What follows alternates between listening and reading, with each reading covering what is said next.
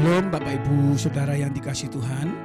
Sebelum kita masuk di dalam ibadah raya hari ini, saya mau ajak kita sama-sama membaca 5 makna Pentakosta yang ketiga.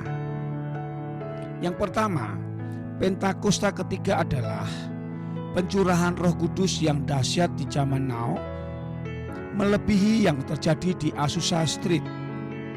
Yang kedua, Pentakosta ketiga akan mengakibatkan penuaian jiwa yang terbesar dan yang terakhir sebelum Tuhan Yesus datang kembali. Yang ketiga, Pentakosta ketiga akan membangkitkan generasi Yeremia, yaitu anak-anak muda yang dipenuhi dengan Roh Kudus, cinta mati-matian kepada Tuhan Yesus, tidak kompromi terhadap dosa, dan akan bergerak untuk memenangkan jiwa. Yang keempat, Pentakosta ketiga lahir di Indonesia dan bergerak ke bangsa-bangsa. Gerakan ini dari timur ke barat dan akan kembali ke Yerusalem. Yang kelima, Pentakosta ketiga akan memberikan kuasa untuk menyelesaikan amanat agung, dan setelah itu Tuhan Yesus datang kembali. Yang percaya boleh katakan haleluya. Puji nama Tuhan saudara. Selamat beribadah. Tuhan memberkati kita semuanya.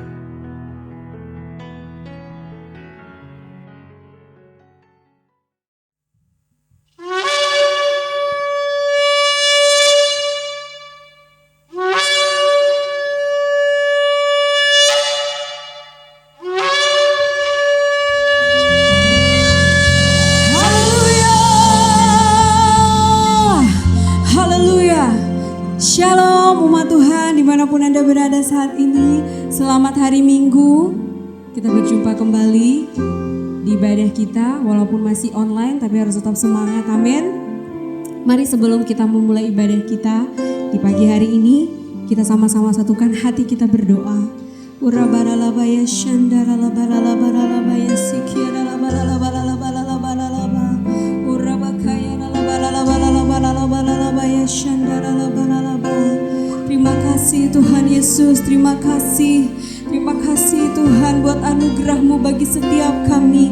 Kami bersyukur Tuhan, terima kasih buat kasih setia-Mu Tuhan yang tiada pernah habis dalam hidup kami Tuhan Yesus. Terima kasih ya Aba ya Bapa. Kalau saat ini Tuhan kami menyiapkan hati kami untuk beribadah bersama Tuhan Yesus. Kami minta hadirat-Mu boleh turun di tengah-tengah kami, di tengah-tengah umat-Mu dimanapun mereka berada saat ini Tuhan. Engkau yang menuntun ibadah kami ini Tuhan Yesus. Dari awal pertengahan hingga akhirnya, semuanya boleh menjadi kemuliaan bagi nama-Mu saja Tuhan Yesus. Terima kasih Tuhan, terima kasih. Hanya di dalam nama-Mu Tuhan Yesus, kami siap Tuhan untuk memuji dan membesarkan nama-Mu lebih lagi. Haleluya, haleluya. Amin. Mari umat yang kekasih Tuhan, kita siapkan hati kita untuk kita masuk lebih dalam lagi untuk menyembah Dia. Mari kita berbahasa roh bersama-sama. Shandaralabalalabalabaya shanda. Iyaralabalalabalabala, sembah Dia di dalam roh. Shandaralabalalabalalabalalabalalabalabaya lalabalabaya shandaralabalalabalalabalalabalaba. Iyarabaya lalabaya sikiyaralabalalabalaba. Urabakaya lalabaya lalabaya lalabaya shanda. Haleluya. Urabaya lalabaya shanda. Haleluya. Iyaralabaya lalabaya shanda lalabaya. Katakan sama-sama Dia terlebih besar. Yesus terlebih besar. Yesus terlebih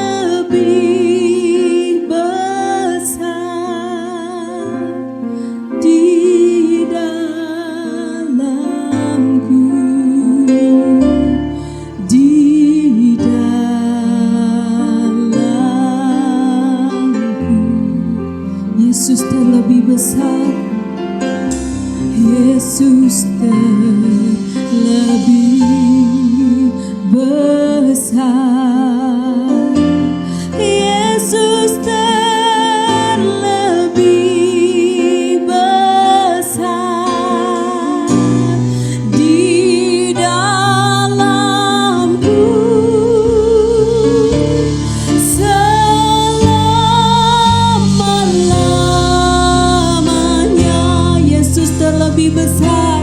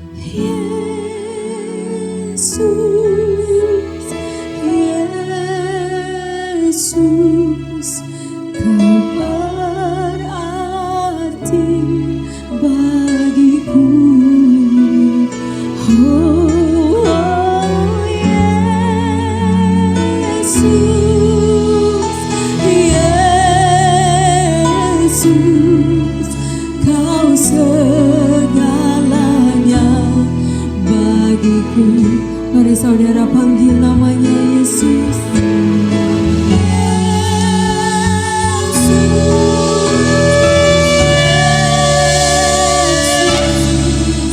Kau berarti bagiku. Oh Yesus, Yesus, Kau segalanya bagiku. Angkat kedua tanganmu, panggil namanya bersama.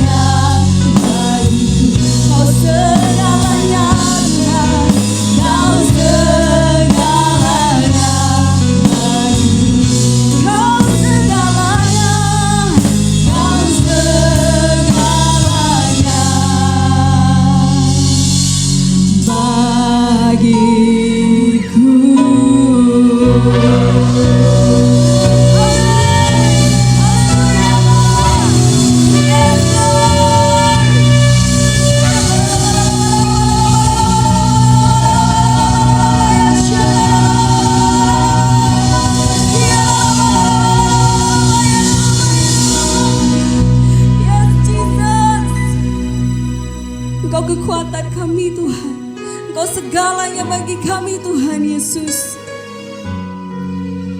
Terima kasih Tuhan, terima kasih. Terpujilah namamu, terpujilah namamu Yesus. Engkau Raja di atas segala raja. Engkau yang layak kami tinggikan, Engkau yang layak kami puji.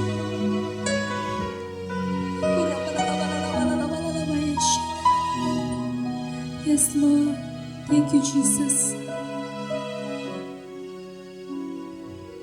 Thank you Jesus. Haleluya, haleluya. Terima kasih Tuhan Yesus. Mari umat Tuhan sama-sama kita serahkan.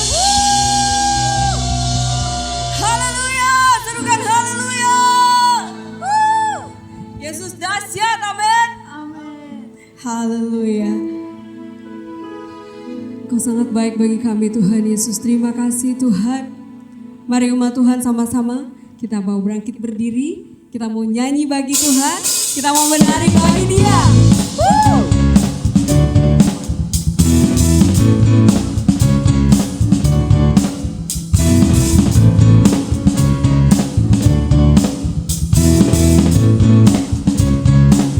Mari angkat saudaramu. Angkatlah suaramu. Puji dan serukan nama Yesus. Tanggalkan bebanmu. Tak perlu kau khawatir, sebab Dia sanggup. Gerakkan kakimu.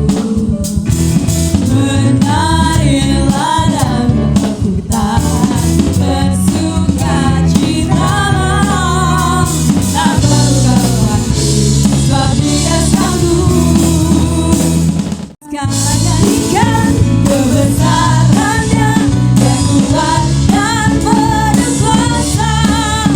Bersorak-sorai karena kasih-Nya telah datang melawan kita. Nyanyi bagi Dia.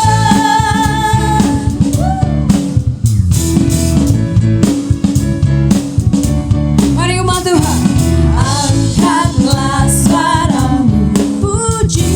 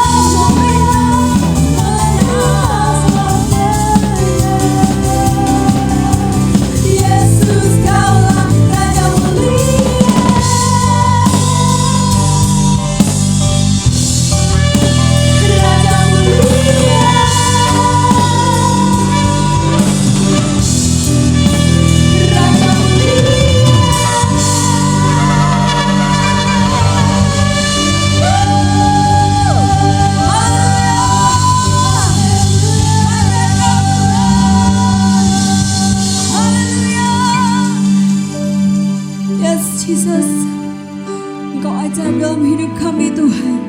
Pertolongan-Mu nyata dalam hidup kami Tuhan Yesus. Kami bersyukur kami punya Allah yang dahsyat seperti Engkau Tuhan. Ini kami Tuhan Yesus. Kami mau diam di bawah kaki-Mu, kami mau mendengarkan isi hati-Mu Tuhan. Karena Engkau segalanya bagi kami Tuhan. Firman-Mu yang menguatkan kami Tuhan Yesus.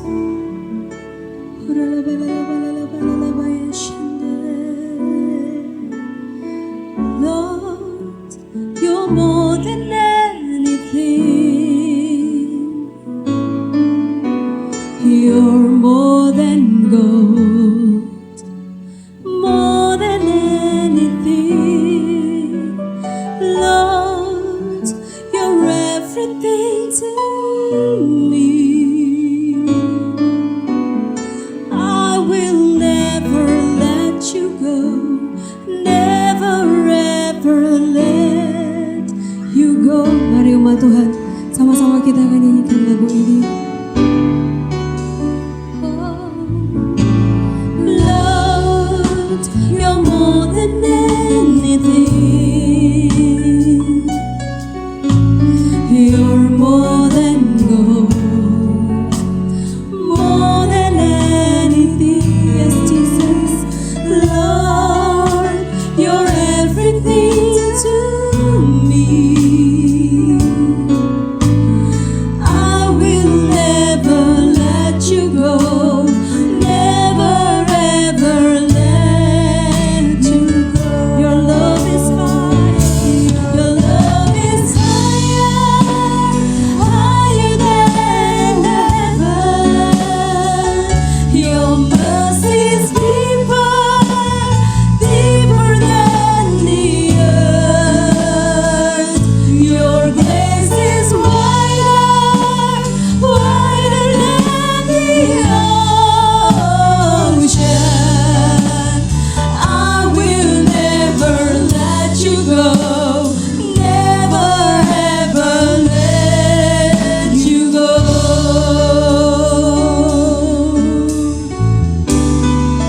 You are everything to us, Lord. You're more than anything. Engkau lebih dari segalanya Tuhan. Hallelujah, more than anything. Lord, you're everything to me. I will never let you go, never ever let you go. Your love is higher, higher than heaven. Your mercy is deeper, deeper than the earth. Your grace is wider, wider than the ocean. I will never let you go, never ever let you go. Your love is higher, higher than heaven. Your mercy is deeper, deeper than the earth. Your grace is wider, wider than the ocean. I will never let you go, never ever let you go.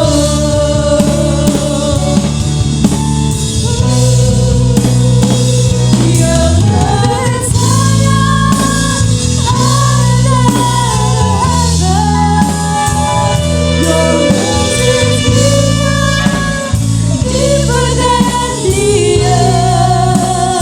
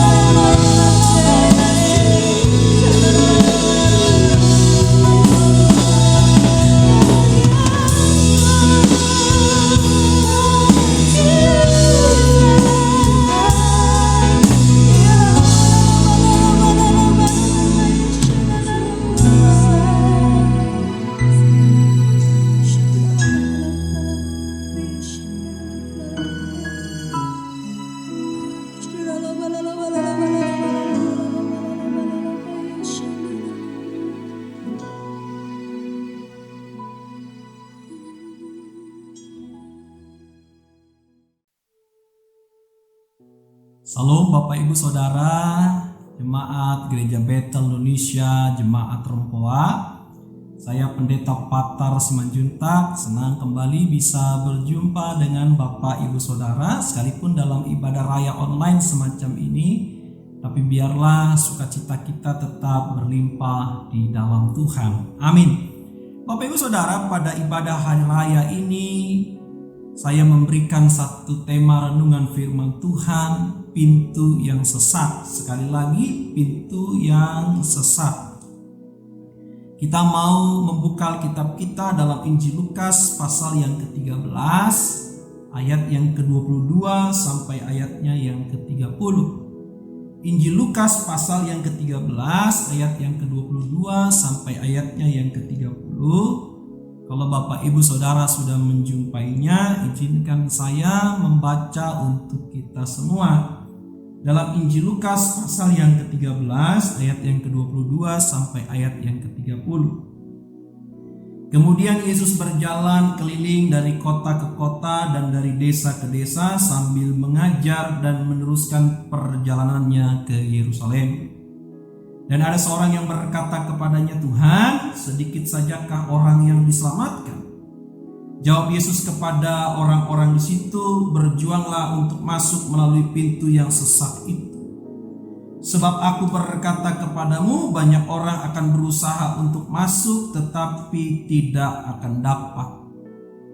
Jika tuan rumah telah bangkit dan telah menutup pintu, kamu akan berdiri di luar dan mengetok-ngetok pintu sambil berkata, 'Tuan, bukakanlah kami pintu.' Dan ia akan menjawab dan berkata kepadamu, 'Aku tidak tahu dari mana kamu datang.' Maka kamu akan berkata, 'Kami telah makan dan minum di hadapanmu dan engkau telah mengajar di jalan-jalan kota kami.' Tetapi ia akan berkata kepadamu, 'Aku tidak tahu dari mana kamu datang. Nyahlah dari hadapanku, hai kamu sekalian yang melakukan kejahatan.' Di sanalah akan terdapat ratap dan kertak gigi apabila kamu akan melihat Abraham dan Ishak dan Yakub dan semua nabi di dalam kerajaan Allah, tetapi kamu sendiri dicampakkan keluar. Dan orang akan datang dari timur dan barat dan dari utara dan selatan, dan mereka akan duduk makan di dalam kerajaan Allah. Dan sesungguhnya ada orang yang terakhir yang akan menjadi orang yang terdahulu, dan ada orang yang terdahulu yang akan menjadi orang yang terakhir." Amin. Pintu yang sesat. Nah, Bapak Ibu Saudara, kita sadar bahwa kehidupan kita di dunia ini adalah kehidupan yang sementara, singkat sekali. Nah, untuk kehidupan yang sementara dan singkat ini saja, kita harus berjuang, kita harus bergumul, bertahan hidup dan lain sebagainya. Tapi firman Tuhan hari ini datang kepada kita mengingatkan dan menyadarkan kita supaya kita jangan terlena. Supaya kita jangan terlalu asik dengan kehidupan kita yang sementara, yang singkat ini. Sampai kita lupa untuk memikirkan, memperjuangkan ada kehidupan yang jauh lebih penting dan kehidupan yang jauh lebih utama dari kehidupan kita yang singkat ini. Yaitu kehidupan yang kekal yang kelak kita akan terima di dalam Tuhan. Amin. Yaitu keselamatan yang Tuhan berikan, yang Tuhan telah anugerahkan kepada kita. Jangan sampai kita lupa untuk memperjuangkan dan mengerjakan itu.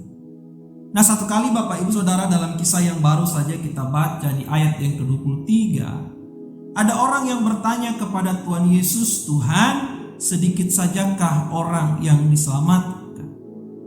Dan dalam ayat yang ke-24, jawaban Tuhan ini kita tahu bahwa seolah-olah Tuhan Yesus mau mengajak orang ini bahwa pertanyaan yang seharusnya ditanyakan itu bukanlah apakah sedikit orang yang akan diselamatkan. Bukan itu pertanyaan yang penting. Pertanyaan yang penting yang harusnya ditanyakan dari jawaban Tuhan Yesus di ayat 24 ini adalah bagaimana caranya supaya diselamatkan. Bagaimana caranya supaya memperoleh keselamatan itu yang jauh lebih penting yang harusnya kita tanyakan. Dan Tuhan Yesus menjawab di ayat yang ke-24, jawab Yesus kepada orang-orang di situ, bukan hanya kepada orang yang bertanya, tapi kepada semua orang yang hadir di situ. Tuhan memberikan jawaban, berjuanglah untuk masuk melalui pintu yang sesak itu.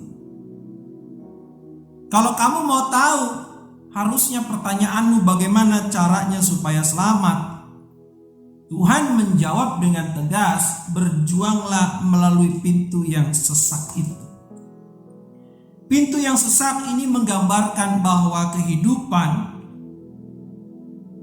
orang percaya, bahwa kehidupan seorang yang mengikut Tuhan, yang menjadi murid Tuhan, bukanlah satu kehidupan yang mudah dan mulus. Bukanlah satu hidup tanpa pergumulan, tanpa penderitaan, tanpa air mata, tanpa persoalan dan lain sebagainya. Dan memang Tuhan tidak pernah menjanjikan kehidupan macam itu. Bahkan Tuhan Yesus sendiri berkata bahwa setiap orang yang mau mengikuti aku, ia harus menyangkal dirinya, memikul salibnya setiap hari dan mengikuti aku. Jadi jelas sekali Bapak Ibu Saudara, bahwa pintu yang sesak itu kita harus berjuang. Bahwa kehidupan yang akan kita lalui adalah kehidupan yang di dalamnya kita harus memikul salib. Kita harus menyangkal diri dan mengikut Tuhan setiap hari. Nah, karena pintu itu sesak Bapak Ibu Saudara, maka kita harus berjuang. Kenapa? Di ayat yang ke-24 Tuhan Yesus berkata dan mengingatkan bahwa banyak orang akan berusaha untuk masuk tetapi tidak akan dapat. Banyak orang berusaha mencoba untuk masuk tetapi mereka tidak dapat. Maka Tuhan berkata, berjuanglah. Nah, mengapa? Menarik, Tuhan Yesus meminta untuk berjuang. Kenapa Tuhan mengatakan kepada orang-orang yang ada di situ, berjuanglah? Karena Tuhan mau mengubah pola pikir orang-orang Yahudi pada waktu itu. Orang Yahudi berpikir dan mengira bahwa karena mereka keturunan Abraham, maka mereka akan otomatis menerima keselamatan. Maka mereka akan diselamatkan secara otomatis karena mereka adalah keturunan Abraham, mereka adalah umat terpilih. Tapi Tuhan Yesus jelas membantah ini, bahwa keselamatan itu bukan sesuatu yang otomatis didapatkan. Di ayat yang ke-28 Tuhan Yesus mengatakan demikian, di sanalah akan terdapat ratap dan kertak gigi apabila kamu akan melihat Abraham dan Ishak dan Yakub dan semua nabi di dalam kerajaan Allah, tetapi kamu sendiri dicampakkan keluar. Tuhan berkata kepada orang-orang di situ, ya betul, Abraham, Ishak dan Yakub nenek moyangmu ada dalam kerajaan Allah, tapi kamu sekalian akan dicampakkan. Oleh sebab itu apa? Berjuanglah melalui pintu yang sesak itu. Nah, Bapak Ibu Saudara, tentu perkataan Tuhan ini menjadi satu perenungan sekaligus menjadi kekhawatiran untuk kita. Saya khawatir bahwa banyak orang Kristen akan memiliki pola pikir seperti orang Yahudi. Mereka akan mengira kalau sudah menjadi orang Kristen, kalau sudah dibaptis jadi pelayan Tuhan, setia ke gereja, maka kita akan otomatis selamat. Maka kita akan otomatis menerima keselamatan. Enggak. Firman Tuhan juga berlaku untuk kita. Sekalipun kita orang Kristen, pelayan Tuhan, kalau kita tidak mau berjuang, kita pun akan dicampakkan oleh Tuhan. Jadi ini tegas dan keras Bapak Ibu Saudara. Siapapun kita, kalau kita tidak berjuang melalui pintu yang sesak itu, maka kita pun akan dicampakkan oleh Tuhan. Nah, tentu Bapak Ibu akan bertanya kepada saya, apakah Tuhan Yesus mau mengajarkan bahwa keselamatan itu karena perbuatan baik? Jelas tidak. Tuhan Yesus dan Alkitab berkali-kali mengatakan bahwa keselamatan itu oleh karena iman, oleh karena kita percaya kepada Tuhan. Tapi Bapak Ibu Saudara, izinkan saya mengatakan bahwa iman itu bukan benda mati. Iman itu bukan sesuatu yang mati. Iman itu mesti hidup dalam perbuatan kita. Iman itu mesti hidup dalam tindakan kita. Itulah mengapa Yakobus dengan tegas berkata bahwa jika iman tidak disertai perbuatan, maka hakikatnya iman itu mati.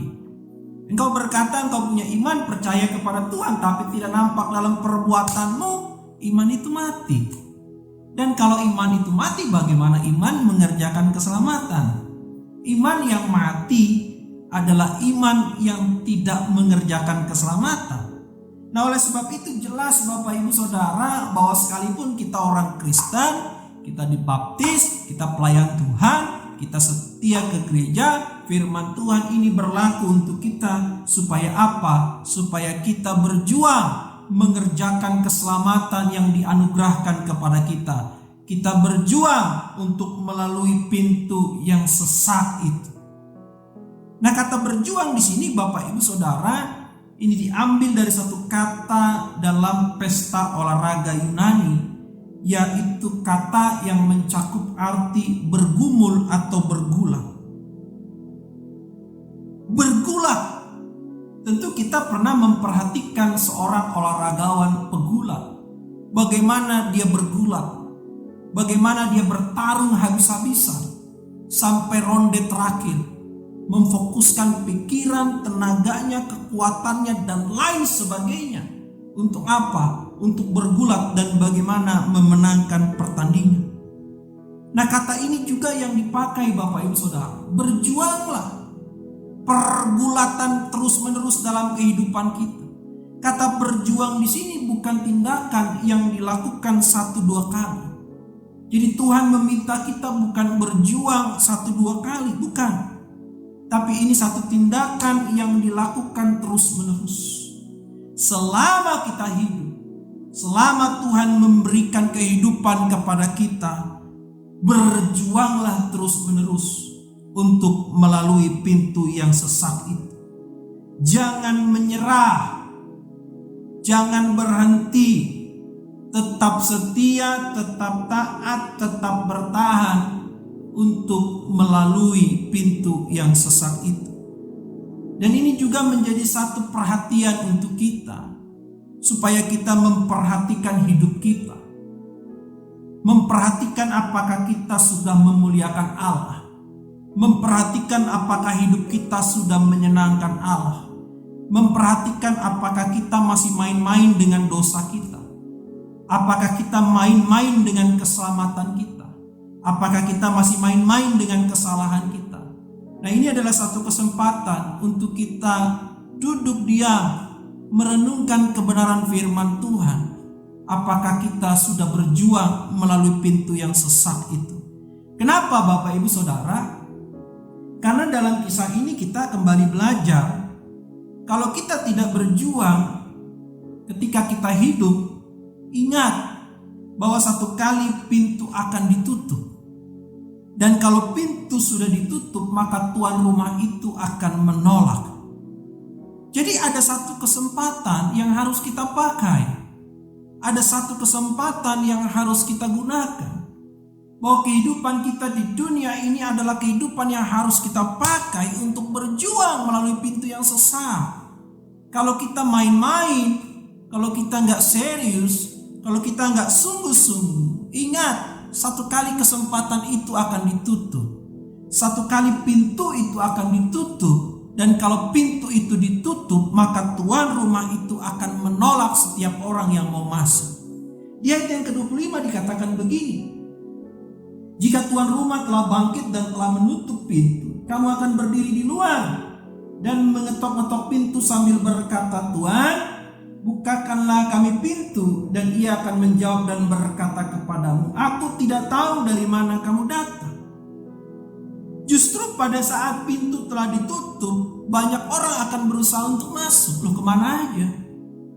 Waktu pintu masih terbuka, kesempatan masih terbuka, kita nggak serius.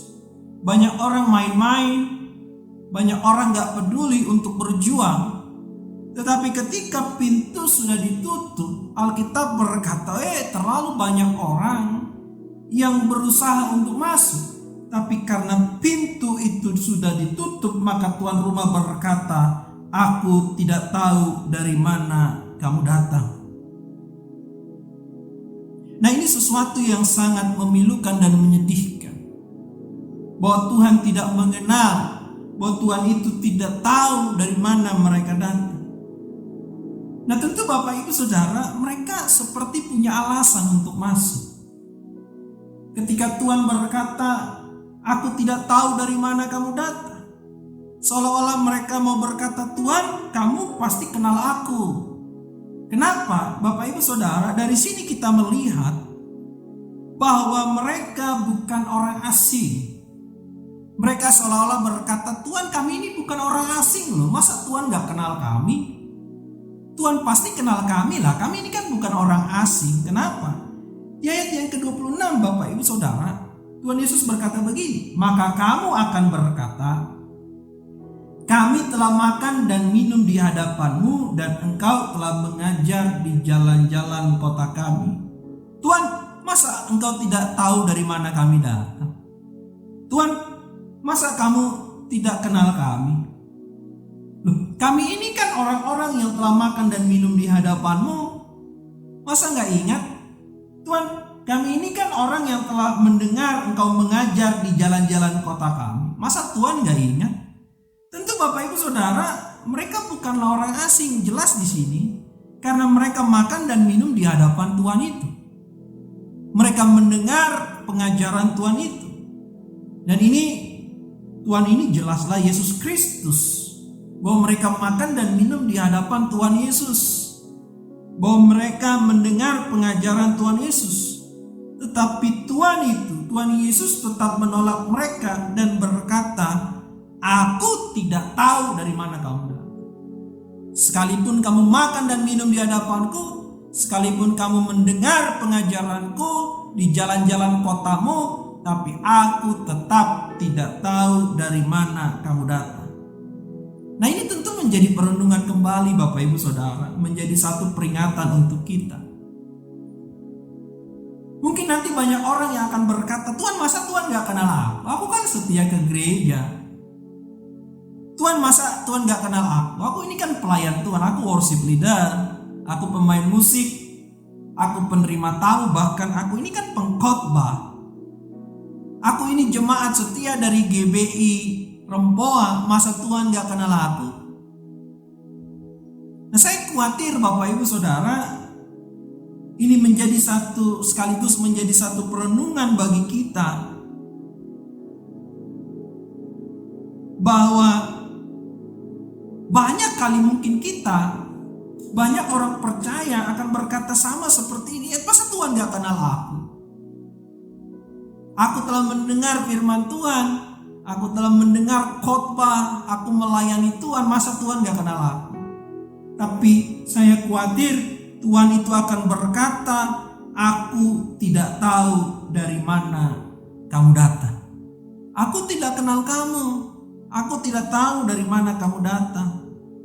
Saya ini jemaat GBI Rempoa, tetap saja aku tidak tahu dari mana kamu datang." Nah, kenapa Bapak Ibu Saudara? Sekalipun mereka bukan orang asing, jelas dari ayat yang ke-26 ini, bahwa mereka makan dan minum di hadapan Tuhan, mereka mendengar pengajaran Tuhan Yesus, mereka mendengar pengajaran Tuhan itu. Tapi mengapa Tuhan itu tetap menolak mereka dan berkata, "Aku tidak tahu dari mana kamu datang"? Mengapa Tuhan Yesus menolak mereka? Jelas sekali Bapak Ibu Saudara, di ayat yang ke-27. Alasan Tuhan menolak mereka dikatakan di ayat yang ke-27. "Tetapi ia akan berkata kepadamu, Aku tidak tahu dari mana kamu datang, enyahlah dari hadapanku, hai kamu sekalian yang melakukan kejahatan." Jadi yang membuat Tuhan menolak mereka adalah karena mereka melakukan kejahatan. Kamu sekalian yang melakukan kejahatan. Kamu bilang kamu makan dan minum di hadapanku, kamu bilang kamu mendengar pengajaranku, tapi kamu tetap melakukan kejahatan. Kamu bilang kamu beribadah kepadaku, tapi kamu tetap menyukai apa yang jahat.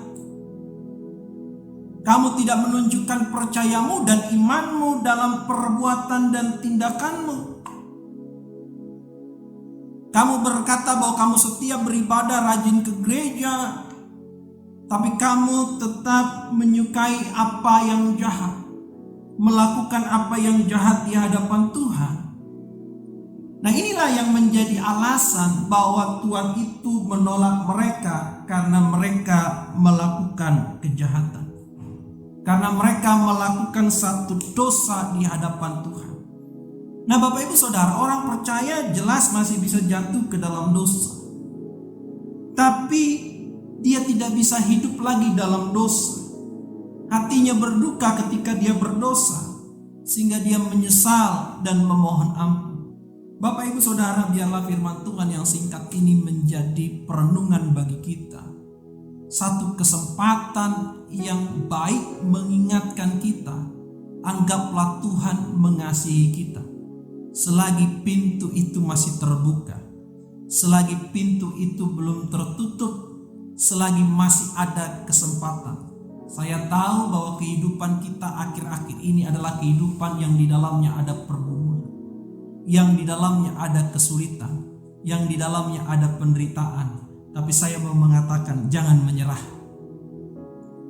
Kita tidak punya pilihan untuk berhenti. Kita tidak punya pilihan untuk menyerah. Teruslah berjuang, teruslah bertahan, teruslah taat dan setia untuk melalui pintu yang sesak itu. Dan ini juga jadi satu kesempatan yang mengingatkan kita bahwa yuk kita memuliakan Tuhan. Ini adalah panggilan kita untuk menyenangkan Tuhan. Kita terus berjuang berdoa kepada Tuhan menolong kita supaya kita meninggalkan dosa-dosa dan kejahatan kita. Supaya kita meninggalkan perbuatan kita yang tidak menyenangkan Tuhan. Supaya kita tidak ditolak oleh Tuhan. Kita yang mungkin merasa kita mengenal Tuhan, kita yang mungkin merasa kita tahu, kita mendengar firman Tuhan, kita melayani Tuhan. Tapi kalau kita tidak taat melakukan kebenaran firman Tuhan, kita tidak melakukan apa yang Tuhan perintahkan, kita masih main-main dengan dosa kita, kita main-main dengan kesalahan kita, ingatlah bahwa kita pun akan ditolak oleh Tuhan. Oleh sebab itu Bapak Ibu Saudara, firman Tuhan hari ini datang kepada kita. Jangan sampai kita lupa untuk mengerti dan sadar bahwa ada kehidupan yang kekal, bahwa ada keselamatan yang Tuhan telah anugerahkan kepada kita yang harus kita perjuangkan dalam hidup ini. Oleh sebab itu, jangan berhenti berjuang untuk melalui pintu yang sesak itu. Tuhan Yesus memberkati kita semua. Salam, haleluya, haleluya, haleluya. Kita berdoa Bapak Ibu Saudara. Mari kita berdoa. Tuhan, firman-Mu datang dan mengingatkan kepada kami bahwa kami pun harus berjuang melalui pintu yang sesak itu. Kau berkata kepada orang-orang Yahudi bahwa sekalipun mereka keturunan Abraham, Ishak dan Yakub, bahwa keselamatan itu bukan sesuatu yang otomatis mereka dapatkan, tetapi mereka harus berjuang. Sama seperti kami. Bukan hanya karena kami orang Kristen, kami dibaptis, kami setia melayani, lalu kami otomatis menerima keselamatan. Tidak. Tapi perintah ini juga berlaku untuk kami bahwa kami harus berjuang melalui pintu yang sesak. Selagi pintu masih terbuka, kami mau berjuang Tuhan. Kami mau menggunakan hidup kami untuk memuliakan Tuhan, untuk menyenangkan Tuhan dalam pergumulan kami, dalam penderitaan, persoalan, dalam sangkali pikul salib mengikut Tuhan. Kami mau taat dan setia. Kami juga mau belajar untuk menanggalkan dosa-dosa dan kesalahan kami. Kasih karunia Tuhan yang biarlah bekerja dalam hidup kami, memampukan kami sehingga kami meninggalkan dosa dan kejahatan kami. Kami meratapi, kami menangisi dosa dan kesalahan kami, lalu berbalik kepada Tuhan, supaya pada akhirnya Tuhan mengenal kami. Tuhan tahu dari mana kami berasal. Oleh sebab itu Tuhan, kami berdoa, ampuni dosa dan kesalahan kami. Dan biarlah dalam hidup kami yang singkat ini, kami menggunakan hidup kami untuk hormat dan kemuliaan bagi nama Tuhan. Supaya Tuhan tidak menolak kami. Terpujilah nama-Mu Tuhan Yesus. Dalam nama Tuhan Yesus Kristus, kami berdoa dan mengucap syukur. Amin, amin, amin. Salam. Mari jemaat Tuhan, mari kita sama-sama berdoa. Kami mengucap syukur Tuhan buat hari ini, buat firman yang disampaikan oleh hamba-Mu Tuhan, yang sungguh menguatkan setiap kami Tuhan.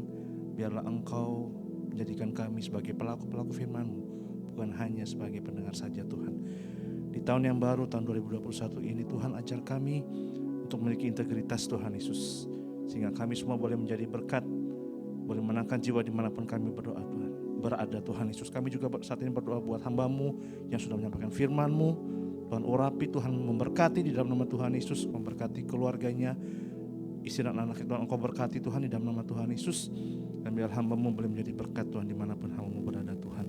Saat ini kami bersatu hati, kami berdoa buat pemimpin rohani kami yang Engkau percayakan ada di atas kami Tuhan. Kami berdoa buat Bapak Gembala sidang kami, Bapak Isundiko Notor Harjo Tuhan Yesus. Berdoa buat karyawan kami Tuhan Yesus, Bapak Budi Totong.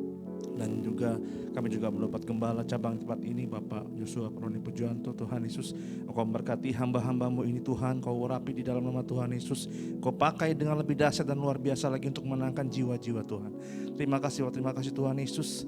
Kami saat ini juga mau berdoa Tuhan Yesus, kami mau berdoa buat bangsa dan negara kami Tuhan Yesus, Indonesia Tuhan. Shalom untuk Indonesia di dalam nama Tuhan Yesus.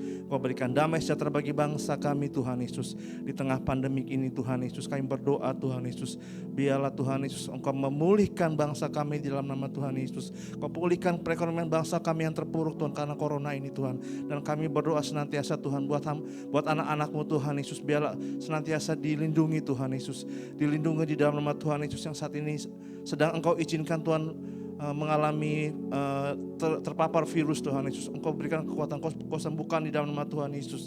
Kami juga berdoa Tuhan Yesus buat Tuhan, biarlah Engkau halaukan virus ini Tuhan Yesus dari bangsa kami di dalam nama Tuhan Yesus. Kesehatan Engkau berikan buat bangsa kami dan setiap rakyat di dalamnya Tuhan Yesus. Terima kasih Tuhan, biarlah pemulihan terjadi buat bangsa kami.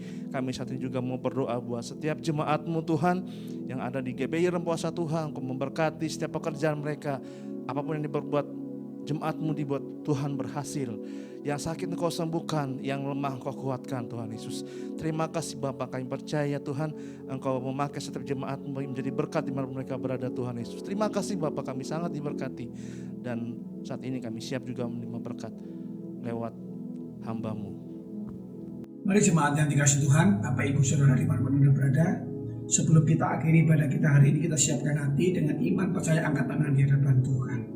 Tuhan, terima kasih buat kebenaran firman-Mu yang sudah bicara buat kami, yang mengajar kami, menuntun kami, mungkin menegur kami Tuhan. Ajar kami supaya kami mau menjadi pelaku-pelaku firman Tuhan. Sebentar kami mau akhiri pada hari ini, sempurnakan dengan berkat-Mu Tuhan. Kami angkat tangan, kami tahu hidup kami karena berkat Tuhan. Kembalilah Bapak Ibu Saudara dengan segala aktivitas-Mu, dengan membawa berkat Tuhan, berkat yang terbaik yang Tuhan janjikan kepada Abraham, Ishak dan Yakub, juga kepada hamba-Mu Daud. Hari ini curahkan Bapa dengan segala berkat yang berlimpah-limpah dari surga. Kasih, anugerah, damai sejahtera, perlindungan di dalam Kristus Yesus Tuhan kami yang hidup. Persekutuan dan kekuatan yang selalu baru dari Allah Roh Kudus boleh memberkati kami semua, menyertai kami semua mulai hari ini bahkan sampai Maranatha, sampai kekal selama-lamanya. Setiap kita orang percaya yang sudah terima berkat, sama-sama kita katakan amin. Selamat hari Minggu saudara. Tuhan memberkati saudara berlimpah-limpah.